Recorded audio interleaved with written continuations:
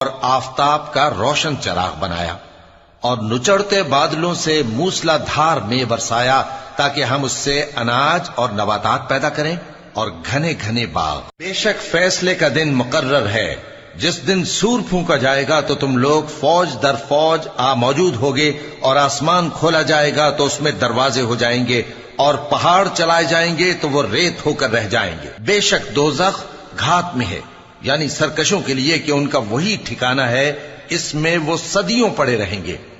وہاں نہ ٹھنڈک کا مزہ چکھیں گے، نہ کچھ پینا نصیب ہوگا مگر کھولتا پانی اور بدبودار پیپ۔ یہ بدلہ ہے ان کے اعمال کے موافق۔ یہ لوگ حساب آخرت کی امید ہی نہیں رکھتے تھے اور ہماری آیتوں کو مسلسل جھٹلاتے رہتے تھے، اور ہم نے ہر چیز کو لکھ کر محفوظ کر رکھا ہے۔ سو اب مزہ چکھو، ہم تم پر عذاب ہی بڑھاتے جائیں گے۔